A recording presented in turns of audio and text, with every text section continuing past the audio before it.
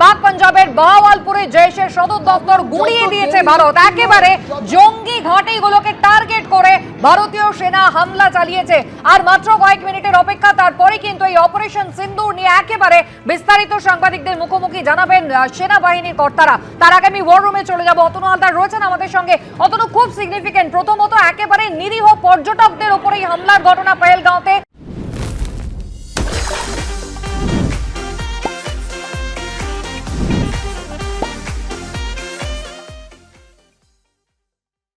জঙ্গি হামলার ঘটনা 15 দিনের মাথায় যে প্রত্যাঘাত ভারত করলো, পাকিস্তানে ঢুকে একেবারে ঘরের ভেতর গিয়ে জঙ্গিকে নিকেশ করে এলো তারা। কিন্তু যে জায়গাগুলোকে তারা চিহ্নিত করেছিল তার তাৎপর্য কতটা?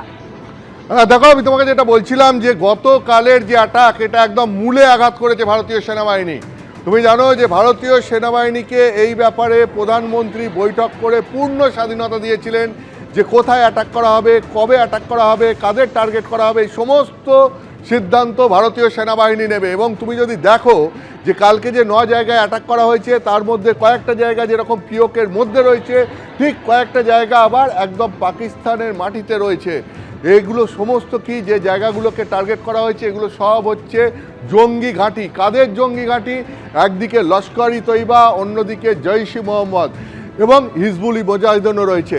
এখন এর মধ্যে লস্কর এবং তুমি যদি দেখো যে জৈশ-ই মোহাম্মদের কতটা গুরুত্বপূর্ণ ভূমিকা, যে ভারতবর্ষে বারবার চক্রান্ত করে তারা জঙ্গি হামলার ঘটনা ঘটিয়েছে। এই যে পেহেলগাঁওয়ের ঘটনা, এর পেছনেও লস্করেরই মূল হাত রয়েছে, এই রকমটাই হচ্ছে গোয়েন্দাদের দাবি। ঠিক সেই জায়গা থেকে আমি তোমাকে বলতে চাই যে একদিকে মাসুদ আজহার, অন্যদিকে হাফিজ সঈদ। একদিকে জৈশ-ই মোহাম্মদের প্রধান মাসুদ আজহার, অন্যদিকে হাফিজ সঈদ লস্করের প্রধান। এই মাসুদ আজহারকে 1999 সালে যখন কান্দাহারে বিমান ছিনতাইয়ের ঘটনা ঘটে, ঠিক তোমার মনে আছে কার্গিল যুদ্ধ শেষ হয় 1999 সালে জুলাই মাসে, আর ঠিক 1999 সালে ডিসেম্বর মাসে কান্দাহারে বিমান ছিনতাইয়ের ঘটনা ঘটে এবং এই মাসুদ আজহারকে তখন ভারতবর্ষ ছাড়তে বাধ্য হয়। মাসুদ আজহারকে জঙ্গিরা এই বিমানের পণবন্দীদের ছাড়ার বিনিময়ে ছাড়িয়ে নিয়ে যায়। আর এই মাসুদ আজহার ছাড়া পেয়ে কী করে? 2001 সালে ভারতের পার্লামেন্টে যে অ্যাটাক হয়, সেই অ্যাটাকের মাস্টার মাইন্ড ছিল এই মাসুদ আজহার। অর্থাৎ 2001-এর পার্লামেন্ট অ্যাটাকের ঘটনা ঘটায়। 2008 সালে কি হলো? মুম্বাইতে 26/11 তুমি জানো যে একসঙ্গে ট্রাইডেন্ট হোটেল, তাজ হোটেল, নরিম্যান হাউস, এই সমস্ত জায়গায় জঙ্গি হামলার ঘটনা ঘটলো। সেখানে নিরীহ মানুষ, প্রায় 167 জন মানুষকে সেখানে হত্যা করা হলো। সেই তার মাস্টার মাইন্ড কে ছিল? তার মাস্টার মাইন্ড ছিল হাফিজ সঈদ, লস্করের প্রধান।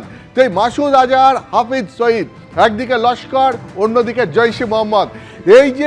এই যে যারা মূলত পাকিস্তানের বসে এই সমস্ত জঙ্গি হামলার পরিকল্পনা করছে, জঙ্গিদের মদত দিচ্ছে, জঙ্গি হামলার ঘটনাগুলো পিছন থেকে নিয়ন্ত্রণ করছে এবং ভারতবর্ষের বিরুদ্ধে একের পর এক ষড়যন্ত্র করে ভারতবর্ষের বুকে একের পর এক জঙ্গি হামলার ঘটনা ঘটিয়ে যাচ্ছে। যাদের সঙ্গে পাকিস্তান সেনাবাহিনীর একটা অংশ রয়েছে, যাদের সঙ্গে পাকিস্তানের গোয়েন্দা বাহিনী আইএসআইয়ের একটা অংশ রয়েছে। এই ত্রিভুজ কাজ করছে, একদিকে জঙ্গি, একদিকে আইএসআই, একদিকে পাকিস্তান সেনাবাহিনীর একটা অংশ, এবং বারবার এরা ভারতের বিরুদ্ধে ষড়যন্ত্র করে জঙ্গি হামলার ঘটনা ঘটাচ্ছে। এখন তুমি যদি দেখো যে গতকাল রাতের অ্যাটাক সেই দিক থেকে অত্যন্ত গুরুত্বপূর্ণ, যে একদিকে বাহাওয়ালপুর, অন্যদিকে মুদিরকে, একদিকে জৈশের হেডকোয়ার্টার, অন্যদিকে লস্কর-ই তৈবার হেডকোয়ার্টার, সেই সমস্ত জঙ্গি ঘাঁটিগুলোকে টার্গেট করে কোথাও পিওকের মধ্যে, কোথাও প্রয়োজনে পাকিস্তানের মাটিতে এই টার্গেট সেট করে ভারতীয় সেনাবাহিনী সেখানে অ্যাটাক করেছে। ফলে এই আঘাত একদম মূলে আঘাত করতে চাইছে। যে জঙ্গিদের জন্য সমস্যা, যে জঙ্গি নেতারা পাকিস্তানে বসে দিনের পর দিন ভারতের বিরুদ্ধে চক্রান্ত করে যাচ্ছে, তাদের হেডকোয়ার্টারকে টার্গেট করে এই অ্যাটাক করা হয়েছে। এটা অত্যন্ত গুরুত্বপূর্ণ এবং এই ব্যাপারে আমি কেন্দ্রীয় গোয়েন্দা বাহিনীতেও দীর্ঘদিন কাজ করেছেন গদাধর চট্টোপাধ্যায়, গদাধরদার কাছে জানতে চাইব যে গদাধরদা, আপনি এই হাফিজ সঈদ, মাসুদ আজহার, এদের অপারেশন সম্পর্কে দীর্ঘদিন ধরে অবহিত। আপনার কি মনে হয় এই অ্যাটাকের পর জৈশ-ই মোহাম্মদ, লস্কর-ই তৈবা বা হিজবুল মুজাহিদিনকে এমন একটা ধাক্কা দেওয়া গেল যার ফলে তারা দীর্ঘদিন আর ভারতবর্ষের দিকে চোখ তুলে তাকাতে সাহস করবে না?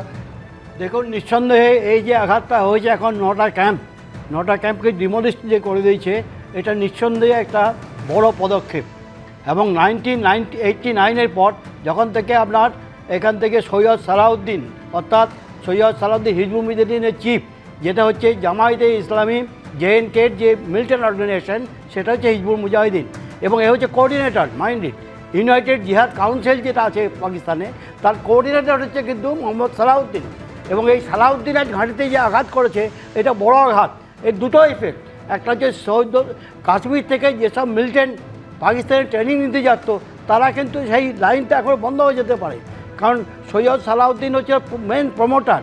এবং আরেকদিকে হচ্ছে যে আমি যে বারবার বললাম যে পাকিস্তানের দুটো অর্গানাইজেশন যারা প্যান ইসলামিক এতে চলে, একটা হচ্ছে লস্করি তৈবা যেটা মুরিদকে যে হেডকোয়ার্টার, এবং হচ্ছে জয়শে মোহাম্মদ যেটা পরে ফর্ম করেছে। আপনি যেটা বলছিলেন যে 1999-এর পর যখন আমরা IC-814-এর হাইজ্যাকিংয়ের পর যে ছাড়তে বাধ্য হই মাসুদ আজাহারকে, সে তখন জয়শে মোহাম্মদ ফ্লোট করে। এবং এই দুটো অর্গানাইজেশন হচ্ছে ISI close organization, proxy organization, এরা হ্যান্ডস ইন গ্লোভ ISI কাজ করে, এবং ভারতবর্ষে প্রচুর নাশকতামূলক কাজ এই দুটো অর্গানাইজেশন করে যাচ্ছে। এবং এই দুটোকে যদি নিকাশ করতে পারে, এবং এই যে ক্যালকুলেটর, এই বারবার বলেছি, এই যে অপারেশানটা হয়েছে, এই অপারেশানটা অত্যন্ত চিন্তাশীলভাবে করেছে। শুধু যে পিওকে যে ক্যাম্পগুলো কোটলি, মিরপুর বা মুজাফরাবাদ এই ক্যাম্পগুলো করেছে তা নয়, পাকিস্তানের ভেতরে ঢুকে তাদের ঘাঁটিগুলোকে যে আঘাত করেছে, পাকিস্তানকে বুঝিয়ে দিয়েছে। পার্টিকুলারলি এই মেসেজটা ইন্টার সার্ভিসেস ইন্টেলিজেন্স পাকিস্তানকে দেওয়া হয়েছে যে দেখো তোমরা যে মিলিটেন্ট দিকে যে করছে, আমরা সেই ঘাঁটিতে আঘাত করতে সক্ষম। একদম এই জায়গা থেকেই অদার্দা আসবো। সেটা হচ্ছে যে যেটা সবথেকে গুরুত্বপূর্ণ কুসুমিতা, সেটা হচ্ছে যে একদিকে পাকিস্তানের গোয়েন্দা সংস্থা ISI, অন্যদিকে সেনাবাহিনীর একটা অংশ।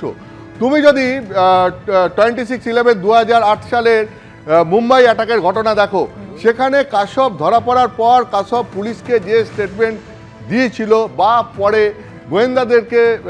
গোয়েন্দাদের কাছে সে যেটা স্বীকার করে নেয়, সেটা হচ্ছে যে তাদের যেখানে ট্রেনিং হতো পাকিস্তানে, সেখানে তাদের ট্রেনিং দিতে কারা আসতো? সেখানে তাদের ট্রেনিং দিতে একজন আসতো মেজর জেনারেল বলে সে নিজেকে পরিচয় দিত পাকিস্তান সেনাবাহিনীর একজন, এবং পাকিস্তান সেনাবাহিনীর যারা কর্মরত অফিসার তাদের কয়েকজন আসতো, যারা পাকিস্তান সেনাবাহিনীর অবসরপ্রাপ্ত এই রকম পাকিস্তান সেনাবাহিনীর অবসরপ্রাপ্ত আর্মির কর্তা ব্যক্তিরা সেখানে আসতেন। অর্থাৎ আর্মির একটা অংশ এসে এই জঙ্গিদেরকে পাকিস্তানে দীর্ঘদিন ধরে ট্রেনিং দিয়ে তারপর তাদেরকে মুম্বাই অ্যাটাকের জন্য পাঠানো হয়েছিল। আবার তুমি যদি দেখো যে এই ঠিক 2025 সালে এসে তুমি যদি দেখো পেহেলগাঁও অ্যাটাকের ঘটনা, সেখানেও দেখা যাচ্ছে মুসা নামে একজন যে পাকিস্তান সেনাবাহিনীর একজন কমান্ডো ছিল, সেই মুসা এই পেহেলগাঁও অ্যাটাকে এই জঙ্গিদেরকে লিড করেছে। অর্থাৎ তুমি দেখতে পাচ্ছ একটা জিনিস, যে কোথাও সেনাবাহিনীর একটা অংশ এসে জঙ্গিদেরকে ট্রেনিং দিচ্ছে, সেই ট্রেনিং নিয়ে তারা অ্যাটাক করছে, আবার কোথাও সেনাবাহিনীর কমান্ডোরা তারা জঙ্গিদেরকে লিড করে নিয়ে এসে জঙ্গি হামলার ঘটনা ঘটাচ্ছে।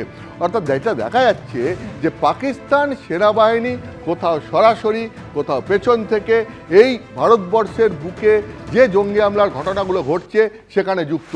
ঠিক একইভাবে যুক্ত গোয়েন্দা সংস্থা, পাকিস্তানের গোয়েন্দা সংস্থা ISIও। ফলে তুমি বুঝতে পারছো যে এই যে পাকিস্তানের মাটিকে ব্যবহার করে দীর্ঘদিন ধরে জঙ্গিরা ভারত বিরোধী কার্যকলাপ চালিয়ে যাচ্ছে, এটা 2008-এও যা দেখা যাচ্ছে, 2025-এও তাই দেখা যাচ্ছে। এটা পাকিস্তান সরকারের যদি সরাসরি মদত না থাকে তাহলে পরে এটা সম্ভব নয়।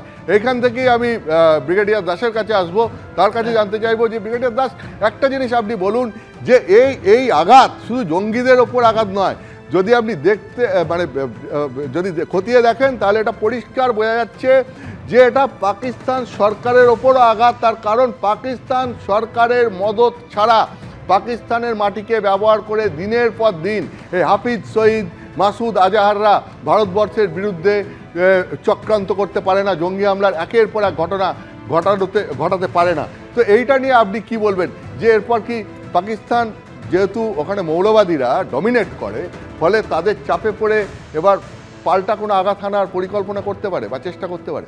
হ্যাঁ, করতেই পারে। আপনি যেগুলো বলছেন একদম ঠিক, যে পাকিস্তানের যে শাসনতন্ত্র সেটাকে কিন্তু কন্ট্রোল করে পলিটিক্যাল লিডারশিপ না, কন্ট্রোল করে ISI। সেটা হচ্ছে আর্মির মধ্যে একটা আলাদা সত্তা ISI। এবং আইএসআই ছাড়া কন্ট্রোল করে আপনার পাকিস্তান আর্মি এবং মৌলবাদী সংস্থানের কিছু জেহাদি লিডার যেমন হাফিজ সঈদ আর মাসুদ আজহার।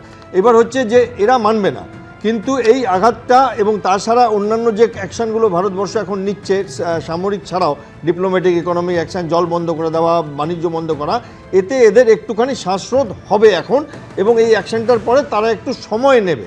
এবং সেইখানে আপনি যেটা বলছেন যে পাকিস্তানের একটা মেসেজ যাবে এবং প্রমাণের আমাদের দরকার নেই। আপনি একটা বই আছে অপারেশনাল বেয়ার ট্র্যাপ বলে, পাকিস্তান আইএসআইয়ের একজন ব্রিগেডিয়ার লিখেছিলেন এই বইটি, যে রুশের সাম্রাজ্যবাদ ভাঙবার জন্য, সোভিয়েত ইউনিয়নকে টুকরো করবার জন্য আমেরিকা কেমন করে আফগানিস্তান ও পাকিস্তানে নিজেদের অপারেশনটা লঞ্চ করে এবং তখন তারা যে পয়সাটা পেয়েছিল আমেরিকার থেকে, যে মদত পেয়েছিল, সেইটার একটা বড় অংশ তারা সরিয়ে রাখে।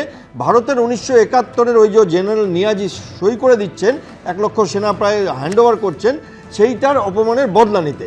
এবং এইটা পাকিস্তানের অফিসারদের রক্তে আছে। আমি অনেক জায়গায় তাদের সাথে আমি কথা বলেছি, ইন্ডিভিজুয়ালি তাদের মনে একটা ব্যাকগ্রাউন্ড মিউজিক বাজে যে আমরা ভারতীয় সেনার সামনে থাকলে খুলে কথা বলতে পারি না, কারণ ওই ছবিটা তাদের মনে বাজে। এবার সেই থেকে একটা প্রতিশোধ স্পৃহা। আরেকটা ব্যাপার হচ্ছে পাকিস্তান আর্মির জেনারেলরা তারা প্রায় দেশের 50% টাইম তারা শাসন করেছেন, সে আপনি জিয়াউল হক বলুন আর পারভেজ মুশারফ বলুন। এবার তাদের একটা লোভ থাকে যে কবে আমরা গদিতে বসবো, কিভাবে এই রাজনৈতিক সরকারকে সরিয়ে, এবং সেই লোভটার থেকেও তারা এই কাজগুলো করে। যত ফ্যান্টাস্টিক প্ল্যান বানাতে পারবে তত তার সম্ভাবনা বেশি থাকে। যেমন এই মানুষটি আসিম মুনির, উনি এই ফ্যান্টাস্টিক প্ল্যান বানিয়েছিলেন যে ভারতের বেছে বেছে হিন্দুদের যদি আমরা মারি এবং মোদিকে বলি, তাহলে হয়তো ভারতের হিন্দু যে সংখ্যাগরিষ্ঠতা আছে তারা হয়তো মুসলমানদের উপর ঝাঁপিয়ে পড়বে। সেটা হয়নি, তাদের প্ল্যানটা বানচাল হয়ে গেছে আমাদের দেশের অভ্যন্তরীণ শক্তি এবং সৌহার্দ্যপূর্ণ সহাবস্থানের জন্য। এবং রাস্তাঘাটে সব ধর্মের লোকেরা বেরিয়ে প্রোটেস্ট করেছে এই ঘটনার জন্য, পাকিস্তানের নিন্দা করেছে এবং তিনি নিজের দেশেও আইসোলেট হয়ে গেছেন দেশকে এই জায়গায় ফাঁসাবার জন্য। এবার পাকিস্তানের এই মানসিকতা আর্মির, এটাতেও আঘাত আনতে হবে। সেটা এবার হচ্ছে, এই জল বন্ধ হয়েছে, কারণ পাকিস্তানে যে জলটা যায়, এই নদীর জলটা যখন পৌঁছায়, 3টে নদীর জল এক জায়গায় হয়ে ইন্দাসে মিলে ওটা নিচে পৌঁছায়, তখন পায় পাঞ্জাব আর সিন্ধ লাস্টে, এবং পাঞ্জাবের সিন্ধের যদি জল বন্ধ হয়ে যায় তাহলে পাকিস্তানের রাজনৈতিক নেতারা এবং পাকিস্তানের মিলিটারি নেতারা দুজনেই বিপদ পড়বে। কারণ সিন্ধে হচ্ছে আপনার বিলাওয়াল ভুট্টো, বেনাজির ভুট্টোর ছেলে, তাদের কনস্টিটুয়েন্সি, আর পাঞ্জাবে হচ্ছে নওয়াজ শরীফ, শাহবাজ শরীফ, এদের কনস্টিটুয়েন্সি। তো এইখানে আঘাত আনতে হবে, খালি পিওকেতে হবে না। পিওকে তো আমাদের আছেই, যেদিন ইচ্ছে বলবে আর্মি গিয়ে বসে যাবে পিওকেতে, কিন্তু সেইখানে একটা মোটামুটি আঘাত আনা হয়েছে পাকিস্তানের এই মানসিকতা সেনাবাহিনীর, যেখানে তারা তাদের দেশকে অ্যাকচুয়ালি একটা ভালো দেশ থেকে তারা একটা অশান্ত পরিবেশের দিকে করে দিচ্ছে এবং সেইখানে একটুখানি আঘাত আনা হয়েছে। এবার পাকিস্তান যদি প্রত্যাঘাত করে তাহলে ভারত এই কাজটাকে শেষ করে দেবে। একেবারে সেই সময়কার ভিডিও আপনারা দেখছেন, ইতিমধ্যেই যেভাবে হামলা চালানো হয়েছে, যে ভয়ানক প্রত্যাঘাত চালানো হয়েছে, গোটা দেশের মানুষ যার অপেক্ষা করছিলেন একেবারে মুতোর জবাব দিয়েছে ভারতীয় সেনা। আর মাত্র মিনিট 10 অপেক্ষা, তারপরেই তারা সাংবাদিক বৈঠক করবেন এবং এই অপারেশন সিন্দুর নিয়ে আরো স্পষ্ট জানা যাবে।